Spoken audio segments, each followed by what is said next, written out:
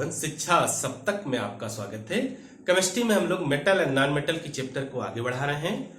Metal and non metal के previous videos में हम लोगों ने बात की थी कि मेटल क्या होते हैं, नॉन मेटल क्या होते हैं, धातु क्या होती है, अधातु क्या होती है। फिर हम लोगों ने धातुओं के सामान्य भौतिक गुणों की बात की थी, general physical properties of metal की बात की थी। फिर हम लोगों ने देखा था कि धातु और अधातु जब एक साथ अपक्रिया करती हैं तो किस तरह से यौगिकों का निर्माण होता है, किस तरह के बंध का निर्माण होता है। तो हम लोगों ने देखा था कि क्योंकि धातु इलेक्ट्रॉन त्याग करने की प्रवृत्ति रखती है और धातु इलेक्ट्रॉन लेने की प्रवृत्ति रखती है, तो एक इलेक्ट्रॉन देगा दूसरा इलेक्ट्रॉन लेगा, इस इलेक्ट्रॉन के लेन देन से जिस बंध का निर्माण होगा उसे कहते हैं वैद्युत संयोजी बंध, इलेक्ट्रोवैलेंट बॉन्ड। और इस बंध के द्वारा जिस तरह के यौगिकों का निर्माण होगा वे यौगिक कहलाते हैं वैद्युत संयोजी यौगिक या इलेक्ट्रोवैलेंट कंपाउंड कहलाते हैं। फिर हम लोगों ने देखा कि अधातु अधातु भी रिएक्शन करेंगे। अधातु और अधातु जब रिएक्शन करेंगे तो इलेक्ट्रॉनों की साझेदारी होगी। इलेक्ट्रॉनों के साझे से जिस तरह के बंध का फॉर्मेशन होगा वह सहसंयोजी बंध होगा, कोवैलेंट बॉन्ड का फॉर्मेशन होता है। और कोवैलेंट कंपाउंड सहसंयोजी यौगिकों या अणुओं का निर्माण होता है। तो इतनी बातें हम लोगों ने पढ़ ली थी। आज हम लोग बात करने वाले हैं कि धातुओं के रासायनिक गुण क्या होते हैं। एक श्रेणी हम लोग देखने वाले हैं बेटा, जिसे कहते हैं सक्रियता श्रेणी। और सक्रियता श्रेणी एक सूची होती है धातुओं की, जिसमें धातुओं को उनकी अक्रियाशीलता के घटते क्रम में रखते हैं। तो धातुओं की सक्रियता श्रेणी से शुरू करेंगे और धातुओं के रासायनिक गुणों की बात करेंगे। शुरू करते हैं बेटा। धातुओं की सक्रियता श्रेणी की बात हम लोग कर रहे हैं। तो एक श्रेणी होती है बेटा धातुओं की, जिसे आप कहते हैं एक्टिविटी सीरीज, सक्रियता श्रेणी। तो सक्रियता श्रेणी में क्या होगा कि धातुओं की एक सूची होती है जिसमें धातुओं को उनके घटते हुए अक्रियाशीलता के क्रम में रखा जाता है। तो वही सूची कहलाती है सक्रियता श्रेणी। इस सूची में जो धातुएं रखी जाती हैं, तो पहली धातु जो है बेटा पोटेशियम, जिसकी अक्रियाशीलता सबसे ज्यादा होती है। दूसरी धातु हम लोग रखते हैं इस सूची में सोडियम। तीसरी है कैल्शियम। फिर रखते हैं मैग्नीशियम को। फिर आपका एल्यूमिनियम। फिर आपका है जिंक। जिंक के बाद आपका आता है आयरन। आयरन के बाद है लेड। लेड के बाद आपका हाइड्रोजन आता है। हाइड्रोजन को भी इस सूची में रखते हैं, जबकि जनरली हम हाइड्रोजन को अधातु मानते हैं, लेकिन इस सूची में हाइड्रोजन भी है। और हाइड्रोजन के बाद आपका है कॉपर। कॉपर के बाद आपका मरकरी। मरकरी के बाद आपका चांदी, अर्जेंटम। फिर आपका सोना, आरम। धातुओं की सक्रियता श्रेणी में ये धातुएं हैं आपकी। इन धातुओं को आप देख लीजिए। सबसे पहले जो धातु रखते हैं धातुओं की सक्रियता श्रेणी में वो है पोटेशियम। इसका मतलब पोटेशियम ऐसी धातु है जिसकी अक्रियाशीलता सबसे ज्यादा होती है, मैक्सिमम अक्रियाशीलता होती है, इसकी अधिकतम अक्रियाशीलता होती है। और इधर से जब हम लोग बाएं से दाएं चलते हैं, जैसे जैसे आगे बढ़ते जाते हैं धातुओं की अक्रियाशीलता कम हो जाती है। इसका मतलब जो सोना है Au, उसकी अक्रियाशीलता सबसे कम होती है। जो ये पोटेशियम है इसकी अक्रियाशीलता सर्वाधिक होती है। तो ये जो आपकी पोटेशियम है इसकी अक्रियाशीलता सर्वाधिक अक्रियाशीलता है बेटा, सर्वाधिक अक्रियाशीलता है इस धातु की। अक्रियाशीलता सबसे ज्यादा है इस धातु की। और जो सबसे लास्ट में धातु है जिसे आप आरम कहते हैं, सोना, इसकी अक्रियाशीलता सबसे कम है। अक्रियाशीलता सबसे कम है इस धातु की। सबसे कम है। तो यह सीरीज आपको याद रखनी होती है। धातुओं की एक सूची होती है और इस सूची में हम धातुओं को उनके घटते हुए अक्रियाशीलता के ऑर्डर में व्यवस्थित करते हैं, क्रम में व्यवस्थित करते हैं। तो यह सूची जो हमको प्राप्त होती है यही सूची कहलाती है सक्रियता श्रेणी। तो इस सक्रियता श्रेणी में हम लोग जब लेफ्ट टू राइट चलते हैं तो धातुओं की अक्रियाशीलता घटती है। अक्रियाशीलता का घटता क्रम है बेटा ये। अक्रियाशीलता का घटता क्रम है, घटता क्रम। डिक्रीजिंग ऑर्डर ऑफ रिएक्टिविटी, है ना। धातुओं को उनकी रिएक्टिविटी के डिक्रीजिंग ऑर्डर में हम लोग रख देते हैं। तो एक श्रेणी प्राप्त हुई जिस श्रेणी को हम कहते हैं सक्रियता श्रेणी। इस सक्रियता श्रेणी में जो पहले धातु आती है उसकी अपक्रियाशीलता ज्यादा होती है, जो बाद में धातु आती है उसकी अपक्रियाशीलता कम होती है। अब आप देखें कि अगर आपको लेड और चांदी के बीच में बात किया जाए तो आप लेड और चांदी को सक्रियता श्रेणी में आप देखेंगे कि शीशा और चांदी को, तो आप कहेंगे कि लेड पहले आता है तो इसकी अपक्रियाशीलता ज्यादा होगी, इसकी सक्रियता ज्यादा है, और जो आपका चांदी है वो बाद में आ रहा है तो उसकी अपक्रियाशीलता कम है। अगर आप पोटेशियम और सोडियम की बात करें तो पोटेशियम और सोडियम में दोनों ज्यादा अपक्रियाशील है, दोनों की रिएक्टिविटी ज्यादा है, लेकिन इसमें भी पोटेशियम की अपक्रियाशीलता सोडियम से ज्यादा होती है। अगर हम लोग कैल्शियम और जिंक की बात करें तो कैल्शियम की अपक्रियाशीलता जिंक की तुलना में ज्यादा होती है। तो नोट करो बेटा इसको, ठीक है, और इसको याद कर लीजिएगा, इस अपक्रियाशीलता ये सक्रियता श्रेणी को ये याद रखिएगा। पूरे धातु और अधातु के चैप्टर में ये श्रेणी अगर आपको याद है तो समझ लीजिए कि आधी समस्या का समाधान आपका हो जाएगा यहीं से। मिटाते हैं बेटा इसको। तो ये जो सक्रियता श्रेणी है बेटा, ये कुछ नहीं है, धातुओं की एक सूची होती है जिसमें हम धातुओं को उनकी अपक्रियाशीलता के घटते क्रम में रखते हैं।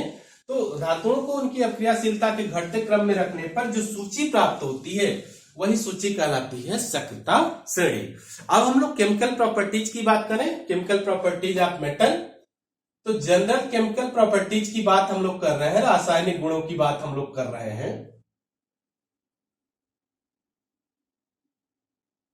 धातुओं के रासायनिक गुणों की बात कर रहे हैं, सामान्य रासायनिक गुणों की बात हम लोग कर रहे हैं बेटा। रासायनिक गुण, ये जो हम रासायनिक गुणों की बात करेंगे ये मेटल की बात करेंगे, धातुओं के सामान्य रासायनिक गुणों की बात करने वाले हैं। तो जो धातुओं का पहला रासायनिक गुण होता है फर्स्ट में हम लोग कहते हैं कि धातुएं जो है वो ऑक्सीजन से रिएक्शन करती हैं, ऑक्सीजन से क्रिया करती हैं। लगभग सभी धातुएं मेटल जो होती है बेटा, लगभग सभी मेटल ये ऑक्सीजन से रिएक्शन करती है, ऑक्सीजन से क्रिया करती है और अपना मेटल ऑक्साइड बनाती है, धातु का ऑक्साइड बनता है, मेटल ऑक्साइड बनाती है। सामान्यतः सभी धातुएं ऑक्सीजन से रिएक्शन करके मेटल ऑक्साइड बनाती, धातु ऑक्साइड बनाती हैं। मेटल का मतलब हो गया धातु, ऑक्सीजन आप समझ ही रहे हैं, और ये हो गया आपका धातु ऑक्साइड। तो जनरली सामान्यतः सभी धातुएं जो है वो ऑक्सीजन से क्रिया करेंगी और धातु का ऑक्साइड बनाएंगी, लेकिन धातुओं की ऑक्सीजन से अपक्रिया करने की दर समान नहीं होगी। तो यहां पर यह बात आपको याद रखनी है, जो विशेष बात है, नोट ये रखना है कि धातुओं की ऑक्सीजन से अपक्रिया करने की दर जो होती है वो समान नहीं होती है। ये जो धातुएं जो ऑक्सीजन से क्रिया करेंगी, धातुओं की ऑक्सीजन से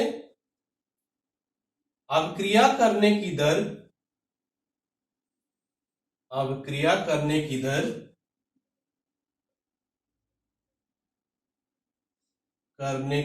रेट ऑफ रिएक्शन समान नहीं होती बेटा, मतलब अलग अलग होती है। कोई धातु बहुत तीव्र अपक्रिया करेगी, कोई धातु धीरे धीरे अपक्रिया करेगी, कुछ धातुएं ऐसे हैं जो अपक्रिया करेंगी ही नहीं, ठीक है। तो रेट ऑफ रिएक्शन सभी धातुओं का यहाँ पर समान नहीं होगा। कोई धातु रैपिड रिएक्शन करेगी, बहुत तीव्रता से रिएक्शन करेगी, कोई धातु की जो रिएक्शन की दर है वो बहुत कम होगी।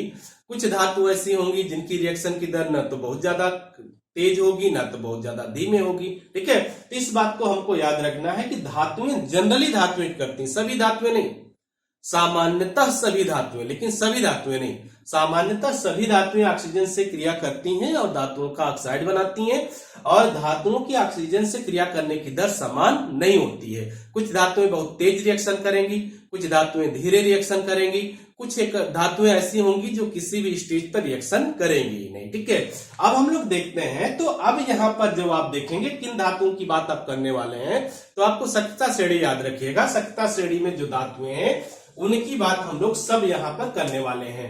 देखें, सक्रियता श्रेणी में हम लोगों ने बात की थी potassium, sodium, calcium, magnesium, aluminium, zinc, iron, lead, copper, चांदी और सोना। यहां पर देखें दो दो दो को हमने हटा दिया है, एक हाइड्रोजन को हटा दिया है और दूसरा हमने पारे को हटा दिया है। बाकी सबकी हम सबके रिएक्शन की बात करते हैं, सारी रिएक्शन कैसे करती हैं। अब पहले ऊपर की दो धातुएं देख लेते हैं। ये जो सोडियम और पोटेशियम है, इनकी अब क्रियाशीलता क्योंकि बहुत ज्यादा होती, बहुत रैपिड रिएक्शन करती हैं, ठीक है। तो पहली बात हम लोग इन्हीं की बात करते हैं। तो पोटेशियम और सोडियम ये ऑक्सीजन के साथ रैपिड रिएक्शन करती, बहुत तीव्र अभिक्रिया करती, रैपिड रिएक्शन करती, ठीक है। बहुत तीव्र अभिक्रिया करती हैं, बहुत तीव्र अभिक्रिया, रैपिड मतलब बहुत तीव्र अभिक्रिया करती हैं, बहुत तीव्र अभिक्रिया होती है बेटा, ये बहुत तीव्र अभिक्रिया करती हैं, ठीक है। ऑक्साइड बनाएंगी अपना, जैसे सोडियम पोटेशियम है, पोटेशियम ऑक्सीजन के साथ क्रिया करेगी तो पोटेशियम का ऑक्साइड बनाएगी, K2O बनाएगी। कैसे बनाएगी ये आपको मालूम होना चाहिए। पोटेशियम मूलक होता है K+1, ऑक्साइड होता है O-2, तो ये बनता है K2O। पोटेशियम ऑक्साइड बनाएगी, ठीक है। लेकिन और इसी तरह से सोडियम जब क्रिया करेगी, सोडियम ऑक्सीजन से जब क्रिया करेगी तो सोडियम का ऑक्साइड बनाएगी, ठीक है। नोट कर लो बेटा, सोडियम ऑक्सीजन के साथ क्रिया करेगी तो बनाएगी सोडियम का ऑक्साइड। तो पोटेशियम ऑक्सीजन के साथ क्रिया करी तो पोटेशियम का ऑक्साइड बना, और सोडियम जब ऑक्सीजन के साथ क्रिया की तो सोडियम का ऑक्साइड बन गया। लेकिन ये रिएक्शन जो होगी ये बहुत रैपिड रिएक्शन है, बहुत तीव्र अभिक्रिया है, रैपिड रिएक्शन है, तीव्र अभिक्रिया है। यहां पर जो बातों का ध्यान रखना है उन बातों का आपको हम जिक्र करते हैं। पहली बात का यह ध्यान रखना है कि इसके लिए किसी टेम्परेचर की आवश्यकता नहीं होती। आप नॉर्मल खुली हवा में आप रख दें तो ये इतनी तेजी से अभिक्रिया करेंगी तो इतनी ज्यादा हीट निकलेगी, इतना ज्यादा रैपिड रिएक्शन होगी, इतनी तीव्र अभिक्रिया होगी कि इतना ज्यादा उष्मा उत्पन्न होगी कि जल जाएंगी, ठीक है। तो अगर आप खुली हवा में इनको रखेंगे तो इनकी अभिक्रिया इतनी तेज होती है कि ये जलने लगती हैं, ठीक है। तो यहां पर जो बात आपको याद रखनी है वो है कि खुली हवा में, केवल खुली हवा में ये जलने लगती हैं। इनको किसी टेम्परेचर की जरूरत नहीं होती, केवल आप खुली हवा में इनको रखें तो इनको गर्म वर्म करने की जरूरत नहीं है। ये ऑक्सीजन से इतनी तीव्र अभिक्रिया करेंगी, इतना ज्यादा उष्मा उत्पन्न होगी कि ये जलने लगेंगी। तो खुली हवा में ये जलने लगती हैं, ठीक है। अब खुली हवा में ये जलने लगती हैं क्योंकि इनकी रैपिड रिएक्शन होती, बहुत तीव्र अभिक्रिया होती, इनको उष्मा की जरूरत नहीं होती है, केवल वायु के संपर्क में इनको रख दीजिए और ये इतनी तेजी से अभिक्रिया करेंगी, अपना ऑक्साइड बनाएंगी और ये जलने लगेंगी, इतनी ज्यादा मात्रा में उष्मा उत्पन्न करेंगी कि यहां पर आग लग जाएगी, ये आग पकड़ लेंगी, ठीक है। अब यहां पर प्रश्न बनता है कि जब ये आग पकड़ लेती है खुली हवा में तो फिर इनकी सुरक्षा कैसे करते हैं। तो इनको केरोसिन आयन में लगते हैं बेटा, इनको मिट्टी के तेल में रखते हैं, केरोसिन आयन में रखते हैं। तो आपको पूछा जाता है प्रश्न कि सोडियम और पोटेशियम को केरोसिन आयन में क्यों सुरक्षित रखा जाता है। तो आप कहेंगे कि इनको क्या करना होगा, इनको सुरक्षित रखने के लिए, है ना। तो अब आप ये देखें कि ये क्योंकि खुली हवा में तुरंत जलने लगती हैं, तो इनको सुरक्षित रखने के लिए,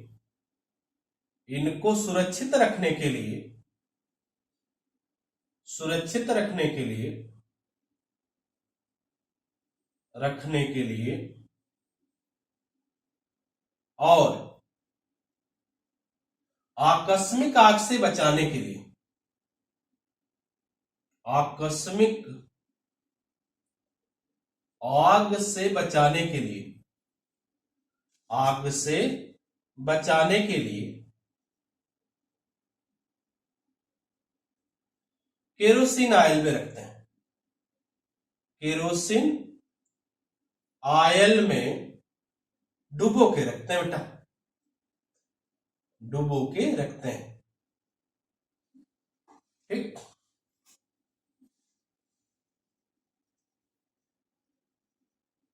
तो हम लोगों ने ऑक्सीजन के साथ रिएक्शन देख ली सोडियम और पोटेशियम की। तो ऑक्सीजन के साथ सोडियम और पोटेशियम रिएक्शन करेंगे तो अपने ऑक्साइड बनाएंगे। इस रिएक्शन को आप बैलेंस भी कर सकते हैं। देखें,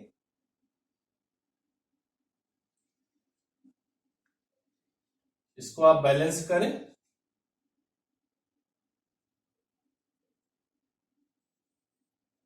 बैलेंस भी कर सकते हैं। ठीक है, तो आपने सोडियम और पोटेशियम की रिएक्शन ऑक्सीजन के साथ देखी, तो आपने कहा कि ये रिएक्शन बहुत रैपिड कर लेंगी और इनको किसी टेम्परेचर की आवश्यकता नहीं होगी। जनरली आप खुली हवा में इनको रख दीजिए और इतनी तेजी से आप क्रिया करेंगी, इतना ज्यादा हीट उत्पन्न करेंगी कि ये खुली हवा में ही जलने लगती हैं। ठीक है, फिर इनको सुरक्षित रखने के लिए और इनको आकस्मिक आग से बचाने के लिए हम इनको कैसे सुरक्षित रखते हैं? केरोसिन ऑयल में डुबो के रखा जाता है। ठीक है, अब ये दो धातुएं हो गई जिनकी आपने ऑक्सीजन से क्रिया करा ली।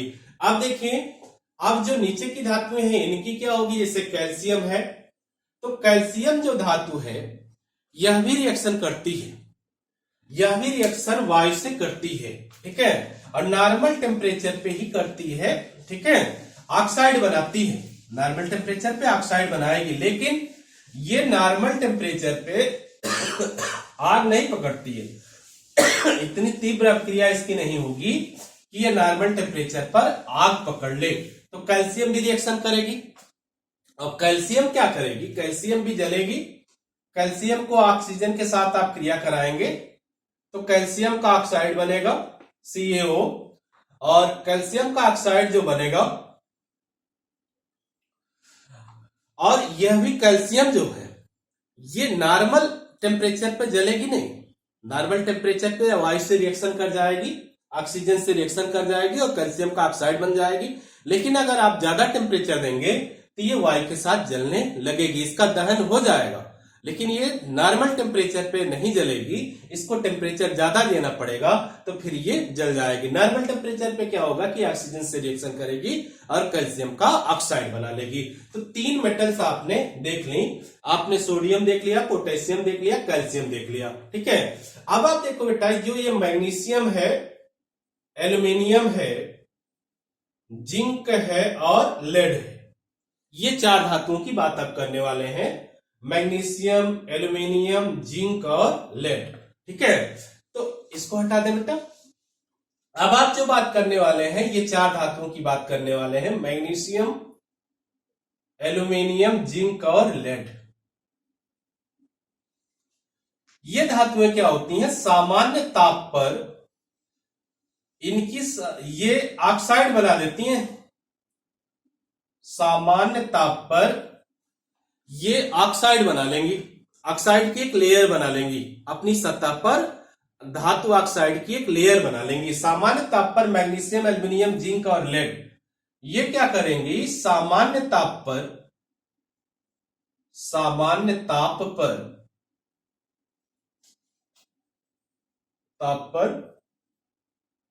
अपनी सतह पर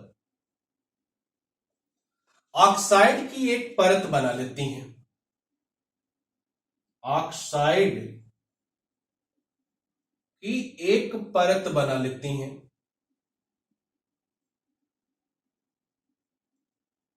परत बना लेती हैं, ऑक्सीजन से रिएक्शन करेंगी, जलेंगी भी। ज्यादा टेम्परेचर आप देंगे तो ये ऑक्सीजन के साथ जल भी जाएंगी। ठीक है, लेकिन सामान्य ताप पर क्या होगा? ये अपनी सतह पर एक ऑक्साइड की परत बना देंगी, और ये ऑक्साइड की परत क्या करेगी? जो इनके फर्दर ऑक्सीडेशन से, पुनः ऑक्सीकरण से इनकी सुरक्षा करेगा। ठीक है, यह ऑक्साइड की परत क्या करेगी? यह ऑक्साइड की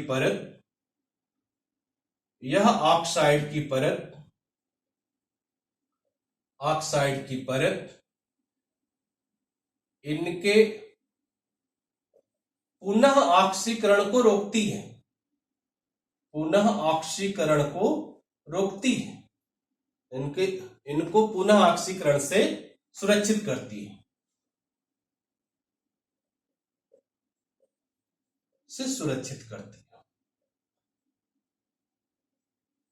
ठीक है। ऑक्साइड बनाएंगी, सब ऑक्सीजन से क्रिया करेंगी, सबका ऑक्साइड बनेगा। ठीक है, और ज्यादा टेम्परेचर देंगे तो ऑक्सीजन के साथ जलेंगे भी, इनका दहन भी होगा। ठीक है, लेकिन सामान्य ताप पर क्या होगा कि इनकी सतह पर ऑक्साइड की एक परत बन जाएगी, और यह परत जो ऑक्साइड की बनती है वो इनके पुनः ऑक्सीकरण से इनकी सुरक्षा करती है। ठीक है, अब देखें जैसे मैग्नीशियम, अगर आपको रिएक्शन लिखना हो तो मैग्नीशियम ऑक्सीजन से क्रिया करेगी, मैग्नीशियम का ऑक्साइड बनेगा। एल्यूमिनियम ऑक्सीजन से क्रिया करेगी, एल्यूमिनियम का ऑक्साइड बनेगा। ठीक है। जिंक ऑक्सीजन से क्रिया करेगी, जिंक का ऑक्साइड बनेगा। लेड ऑक्सीजन से क्रिया करेगी, लेड का ऑक्साइड बनेगा। सब अपना ऑक्साइड बनाएंगे। ठीक है। लेकिन क्या होगा, यह चीज आप ध्यान रखिएगा कि सामान्य ताप पर अपनी सतह पर ऑक्साइड की एक परत बना लेती हैं। ये ऑक्साइड की जो इनकी सतह पर परत बनती है, ये इनको पुनः ऑक्सीकरण से सुरक्षित करती है। ठीक है। तो आप देखें, आपने potassium, sodium, calcium, magnesium, aluminium, zinc और लेड इतनी धातुओं की बात कर ली कि इतनी धातुएं ऑक्सीजन से क्रिया करती हैं। तो फिर क्या क्या होता है, अब देखें। अब आपका आयरन, कॉपर, चांदी और सोना बचा है, इनकी बात हम लोग कर लेते हैं। सॉरी, तबीयत अभी पूरी तरह से सही नहीं है बेटा। अब हम लोग के पास जो धातु बची हैं वो बचा है आयरन, कॉपर, चांदी और सोना। ठीक है। हम लोग आयरन की बात कर रहे हैं। आयरन देखिए कि आयरन का दहन नहीं होता है, आयरन का ऑक्साइड बनता है, आयरन का ऑक्साइड बनता है, लेकिन आयरन का दहन नहीं होता है। आयरन जलती नहीं है, लेकिन क्या होगा कि आयरन का जो चूर्ण होगा, आयरन का जो चूर्ण होगा उसे अगर आप फ्लेम में डालेंगे, फ्लेम की लौ में अगर डालेंगे, बर्नर की लौ में डालेंगे, तो आयरन का चूर्ण जलेगा, उसका दहन होगा, लेकिन आयरन का दहन नहीं होता है। अब कॉपर देखिए, कॉपर का एकदम दहन नहीं होगा, कॉपर जलेगी नहीं, आयरन के चूर्ण का दहन होगा, आयरन का चूर्ण जलेगा, लेकिन आयरन का दहन नहीं होगा। ठीक है। यह बात याद रखिएगा, आयरन के चूर्ण का दहन होगा बर्नर की लौ में। बर्नर की लौ में अगर हम आयरन के चूर्ण को डालें तो आयरन के चूर्ण का दहन होता है, लेकिन आयरन का दहन नहीं होता है। यह कॉपर का दहन नहीं होगा, कॉपर का ऑक्साइड बनेगा, लेकिन कॉपर का दहन नहीं होगा। कॉपर जो है आपका, कॉपर ऑक्सीजन से क्रिया करेगी तो कॉपर का ऑक्साइड बनेगा, कॉपर का ऑक्साइड बनेगा। ठीक है। लेकिन कॉपर का दहन नहीं होता है, इस बात को याद रखिएगा, कॉपर का दहन नहीं होता है, कॉपर जलती नहीं है। ठीक है। कॉपर का दहन नहीं होता, इसलिए जो आपके बर्तन होते हैं देखिए वो कोटेड, नीचे से कॉपर से कोटेड होते हैं। ठीक है। तो आप उसको जलाते रहिए बर्नर पे तो गर्म होते हैं, लेकिन वो जलते नहीं है। तो फिर क्या होगा कि जब आप इसको हीट दोगे, बहुत टेम्परेचर दोगे, तो क्या होगा कि ये जिस धातु की सतह पर, जिस धातु के साथ आएगी, उस धातु के सतह पर काले कलर की एक लेयर जमा देगी। ठीक है। तो ये काले कलर की लेयर जमा देती है जिस धातु की सतह पर आती है। ठीक है। तो इसको अगर आप गर्म करेंगे तो धातु की सतह पर काले कलर की एक लेयर जमा देगी, धातु की सतह पर काले कलर से जम जाएगी। ये जो कॉपर का ऑक्साइड बनाती है ये ब्लैक कलर का होता है। तो जो बर्तन खाना बनाने वाले होते हैं उनकी जो कोडिंग होती है कॉपर की, नीचे काला काला, तो वो कॉपर की होती है। कॉपर जलती नहीं है, लेकिन ऑक्साइड बनाती है। गर्म करोगे तो काले कलर का ऑक्साइड ये बनाएगी, और जिस भी धातु के संपर्क में रहेगी उस धातु की सतह पर ये काले कलर के रूप में जम जाएगी। ठीक है। अब आप देखें कि अब आपका चांदी और सोना, ये किसी भी दशा में चांदी और सोना ऑक्सीजन से अपक्रिया नहीं करते हैं। जैसे चांदी हो गया और सोना हो गया, ये किसी भी दशा में ऑक्सीजन से अपक्रिया नहीं करेंगे। कितना भी टेम्परेचर आप दीजिए तो ना तो इनका दहन होगा, ना ऑक्सीजन का ऑक्साइड बनाएंगे। ठीक है। तो इस तरह से हम लोगों ने देखा कि दहन हम लोगों ने कैसे सीखा। तो ऑक्सीजन के साथ अगर मेटल रिएक्शन कर रही है तो मेटल सामान्यतः सभी धातुएं ऑक्सीजन के साथ रिएक्शन करती है और धातु का ऑक्साइड बनाती हैं। ठीक है। लेकिन सभी धातुओं की अपक्रिया की करने की गति जो होती है वो अलग अलग होती है। कुछ धातुएं रैपिड रिएक्शन करती हैं, जैसे हमने सोडियम और पोटेशियम को देखा कि इसके लिए कोई टेम्परेचर की आवश्यकता नहीं है, केवल खुली हवा में रखिए और ये कैच फायर कर देंगी, आग पकड़ लेंगी। ठीक है। इतनी रैपिड रिएक्शन करेंगी, इतनी ज्यादा उष्मा उत्पन्न करेंगी कि आग लग जाएगी। फिर आप कहेंगे कि इनको सुरक्षित कैसे करते हैं, तो आप कहेंगे इनको केरोसिन ऑयल में डुबो के रखते हैं। और केरोसिन ऑयल में डुबो के क्यों रखा जाता है? इनकी सुरक्षा के लिए और आकस्मिक आग से बचाने के लिए। फिर आपने देखा कि कैल्शियम धातु है, कैल्शियम धातु कि अपक्रिया इतनी ज्यादा नहीं होती है कि वो कैच फायर करे, लेकिन वो ऑक्सीजन से रिएक्शन करती है, कैल्शियम का ऑक्साइड बनाती है। जब आप टेम्परेचर ज्यादा देंगे तो वो ऑक्सीजन के साथ जल जाएगी। ठीक है, फिर आपने देखा कि मैग्नीशियम, एल्युमिनियम, जिंक और लेड, ये धातुएं क्या होती हैं?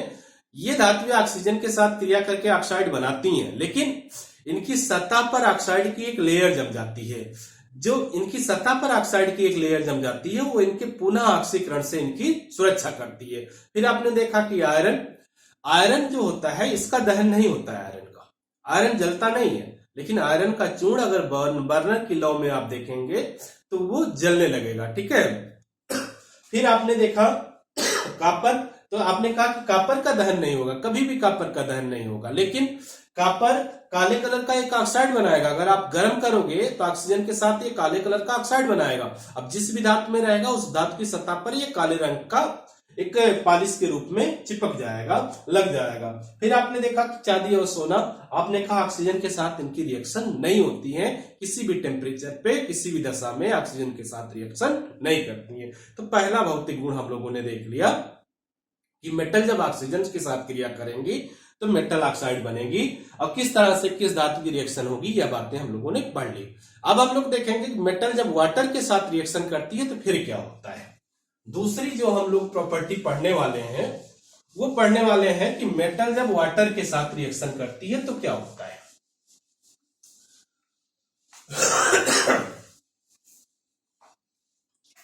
दूसरी प्रॉपर्टी हम लोग पढ़ने वाले हैं कि मेटल की रिएक्शन वाटर के साथ हो तो फिर क्या होगा। धातु जो है ये वाटर के साथ रिएक्शन करेगी तो फिर क्या होगा भाई, फिर क्या होगा। ठीक है, अब देखें जो धातुएं हैं ये वाटर के साथ रिएक्शन करेंगी, लेकिन सामान्यतः सभी धातुएं नहीं करेंगी, सबकी कंडीशन अलग अलग होगी। ठीक है, कुछ धातुएं जो होंगी वो ठंडे वायु जल के साथ अपक्रिया कर जाएंगी, कुछ धातुएं होंगी जो गर्म जल के साथ अपक्रिया करेंगी, कुछ धातुएं ऐसी होंगी जो जल की वेपर के साथ, वाष्प के साथ रिएक्शन करेंगी। ठीक है, मतलब ज्यादा टेम्परेचर पे रिएक्शन करेंगी। कुछ धातुएं ऐसी होंगी जिनकी जल के साथ रिएक्शन होगी ही नहीं। अब देखते हैं, यहां देखें जैसे चांदी हो गया, सोना हो गया, कॉपर हो गया, लेड हो गया और आपका आयरन हो गया। ये ऐसी धातुएं हैं बेटा, ये ऐसी धातुएं हैं जो वाटर के साथ रिएक्शन नहीं करेंगी। तो ये धातुएं जो हैं इनकी रिएक्शन वाटर के साथ नहीं होगी। ठीक है, वाटर के साथ रिएक्शन एकदम नहीं होगी इन धातुओं की। अब आप देखें कि ये जो धातुएं हैं नीचे से, लेड, कॉपर, चांदी और सोना, ये वाटर के साथ रिएक्शन नहीं करेंगी, इनकी रिएक्शन वाटर के साथ नहीं होगी। इस बात को याद रखिएगा, इनकी रिएक्शन वाटर के साथ नहीं होती है, तो ये वाटर के साथ रिएक्शन नहीं करेंगी। आप देखें यहां पर जो हमारी मोस्ट रिएक्टिव धातुएं हैं, सोडियम, पोटेशियम और कैल्शियम, ये रिएक्शन करेंगी। आप बाकी सब धातुएं वाटर के साथ रिएक्शन करेंगी। यहां पर देखिए पहले जो तीन धातुएं हैं, पोटेशियम, सोडियम और कैल्शियम, ये कोल्ड वाटर के साथ रिएक्शन करेंगी, कोल्ड वाटर के साथ, मतलब ठंडे जल के साथ ये रिएक्शन करेंगे। ठीक है, जो मैग्नीशियम आपकी है ये वार्म वाटर के साथ, गर्म जल के साथ, गर्म जल के साथ इसकी रिएक्शन होगी। बाकी जो ये धातुएं हैं ये भाप के साथ क्रिया करेंगे। ठीक है, वाटर की वाष्प के साथ क्रिया करेंगे, जल वाष्प के साथ क्रिया करेंगे, ये भाप के साथ, भाप के साथ, जल वाष्प के साथ ये क्रिया करेंगे, मतलब गैस रूप में जल वाष्प के साथ। ठीक है, भाप जिसे बोलेंगे, भाप के साथ ये क्रिया करेंगी। ठीक है, तो यहां देखें ये लिक्विड फेज में क्रिया कर जाएंगी, लेकिन एकदम नॉर्मल वाटर से क्रिया कर जाएंगी, ठंडे जल से क्रिया कर जाएंगी। मैग्नीशियम क्या होगा, ये गर्म जल से क्रिया करेगा। एल्युमिनियम, जिंक और लेड क्या, एल्युमिनियम, जिंक और आयरन क्या करेंगे, ये जल वाष्प के साथ रिएक्शन करेंगे। ठीक है, जल की वाष्प के साथ जो जब आप जल को ज्यादा गर्म करते हैं तो जो इसकी भाप निकलती है उसके साथ ये रिएक्शन करेंगे, जल की गैस फॉर्म में रिएक्शन करेंगे। ठीक है, अब हम लोग देखते हैं तो सबसे जो रिएक्टिव मेटल्स है वो है सोडियम और पोटेशियम। इनके साथ हमेशा सावधानी रखनी है। तो सोडियम और पोटेशियम जब जल के साथ क्रिया करेंगे तो ये बेटा हाइड्रोक्साइड बनाएंगे। पोटेशियम का हाइड्रोक्साइड बनेगा और हाइड्रोजन गैस निकलेगी और साथ साथ उष्मा निकलेगी, हीट निकलेगी। यहां पर भी यही होगा, सोडियम का हाइड्रोक्साइड बनेगा और आपका हाइड्रोजन गैस निकलेगी और उष्मा निकलेगी बेटा, उष्मा। ठीक है, ये आपका सॉलिड फॉर्म में रहेगा, ये आपका लिक्विड फॉर्म में रहेंगे, ये आपके एक्वस फॉर्म में रहेगा और ये गैस है, जान ही रहे हो। यहां पर भी क्या होगा कि रिएक्शन बहुत तेजी से होगी, बहुत रैपिड रिएक्शन होगी। यह रिएक्शन भी तेजी से होती है, रैपिड रिएक्शन होती है, क्योंकि अभिक्रिया की गति इन दोनों की बहुत ज्यादा है। ठीक है, और यहां पर यह ध्यान दें कि ये उष्मा जो होती है, ये उष्मा इतनी तेज होती है कि ये हाइड्रोजन को जलाने लगती है। ये हाइड्रोजन को क्या करेगी, जलाने लगेगी। तो जब सोडियम और पोटेशियम वाटर के साथ रिएक्शन करेंगी तो सोडियम और पोटेशियम का हाइड्रोक्साइड बनेगा, साथ साथ हाइड्रोजन गैस उत्पन्न होगी और उष्मा उत्पन्न होगी। ये उष्मा इतना ज्यादा उत्पन्न होगी, इतनी रैपिड उत्पन्न होगी कि ये उत्पन्न होने वाली हाइड्रोजन गैस को जलाने लगती हैं। तो ये क्या होगा कि अगर वाटर के साथ रिएक्शन करेंगी तो ये इनकी सतह पर हाइड्रोजन गैस को जलाने लगती हैं। ठीक है, तो ये हाइड्रोजन गैस जो होगी इस रिएक्शन में, हाइड्रोजन गैस जो होगी ये जलने लगती है उत्पन्न उष्मा के कारण, उत्पन्न उष्मा के कारण जलने लगती है, जलने लगती है। ठीक है, तो पानी में आग लग जाएगी भाई, पानी में आग लग जाएगी। हीट इतना ज्यादा हो जाएगा कि यह हीट क्या होगी कि जो उत्पन्न होने वाली हाइड्रोजन गैस को जला देगी। तो सोडियम और पोटेशियम की बात आपने कर लिया, ये कोल्ड वाटर है। ये वाटर कैसा बेटा, कोल्ड वाटर है, कोल्ड है ये भी कोल्ड वाटर है। अब यहां पर देखें, कैल्शियम की बात करें तो कैल्शियम की अभिक्रियाशीलता इन दोनों से कम होगी, तो उष्मा उत्पन्न नहीं होगी उतनी ज्यादा कि हाइड्रोजन में आग लग जाए। ठीक है, उष्मा उत्पन्न नहीं होगी, नॉर्मल रिएक्शन होगा। कैल्शियम का हाइड्रोक्साइड बनेगा और हाइड्रोजन गैस निकलेगी यहां पर। ठीक है, ये एक्वस फॉर्म में रहेगा बेटा, ये आपका लिक्विड फॉर्म में रहेगा, ये सॉलिड रहेगा। यहां पर वाटर जो है ये कोल्ड वाटर है। लेकिन यहां पर एक चीज को ध्यान रखिएगा कि ये हाइड्रोजन गैस जो निकलती है, तो हमने आपको बताया था कि हाइड्रोजन गैस जब उत्पन्न होती है तो बुलबुले के रूप में उत्पन्न होती है, और कार्बन डाइऑक्साइड गैस जब निकलती है सरसराहट के रूप में निकलती है, आवाज करके। तो ये बुलबुले के रूप में जो हाइड्रोजन गैस निकलेगी ये कैल्शियम की सतह पर चिपक जाती है। ठीक है, तो यहां पर यह बात याद रखिएगा कि यहां पर उत्पन्न हाइड्रोजन गैस, उत्पन्न हाइड्रोजन गैस जो है ये बुलबुले के रूप में, हाइड्रोजन गैस जो है, हाइड्रोजन गैस बुलबुले के रूप में, बुलबुले के रूप में कैल्शियम की सतह पर चिपक जाती है, कैल्शियम की सतह पर चिपक जाती है, चिपक जाती है, जिसके कारण कैल्शियम जल में तैरने लगता है, तैरने लगता है। इस बात को याद रखिएगा। ठीक है, कैल्शियम क्या होगा कि तैरने लगेगा जल में। ठीक है, यहां पर पोटेशियम और सोडियम क्या कर रहे थे, पानी में आग लगा रहे थे, लेकिन कैल्शियम क्या होगा, कैल्शियम और मैग्नीशियम दोनों ये वाटर में तैरेंगे, कैल्शियम भी और मैग्नीशियम भी।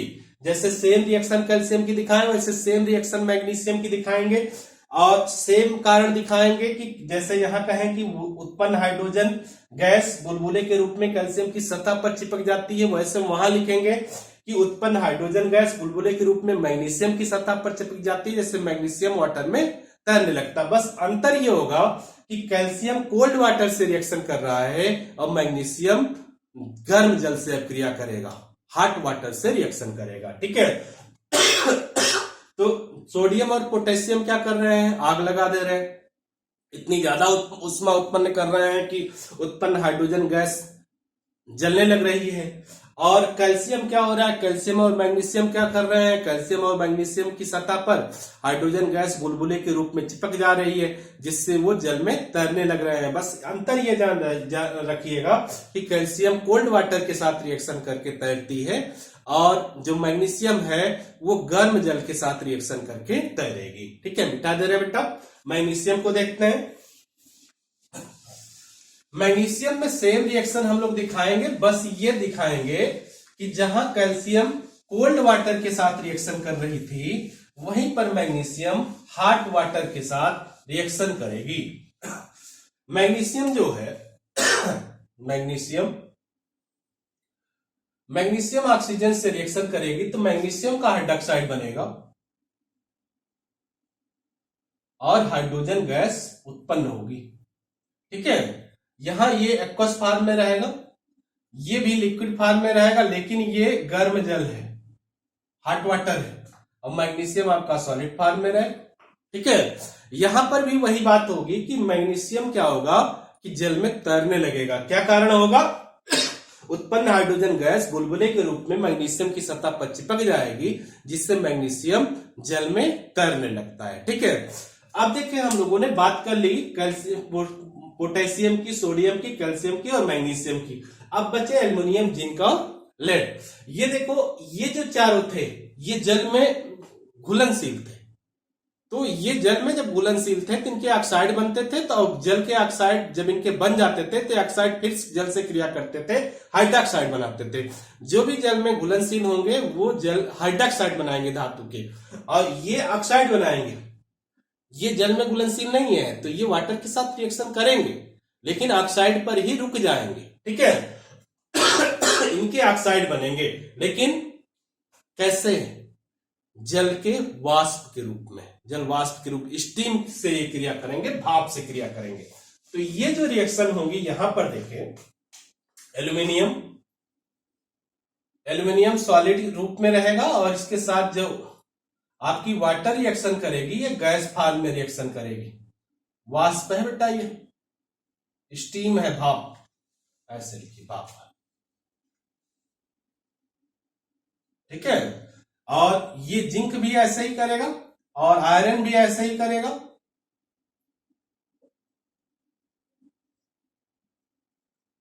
और ये अपने ऑक्साइड बनाएंगे, एल्यूमिनियम का ऑक्साइड बनेगा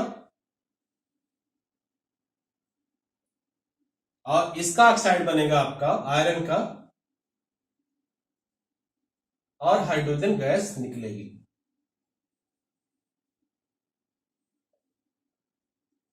यहां पर ये सॉलिड फॉर्म में रहेगा, सॉलिड फॉर्म में रहेगा, ये गैस फॉर्म में, ये सॉलिड फॉर्म में। ठीक है, इस बात को आपने देख लिया। ठीक है, तो इस तरह से आपने दो रिएक्शंस देख ली, दो आपने प्रॉपर्टीज देख ली मेटल की। ये पहली प्रॉपर्टी आपने देख ली कि धातुएं जब ऑक्सीजन के साथ रिएक्शन करती हैं तो क्या होता है।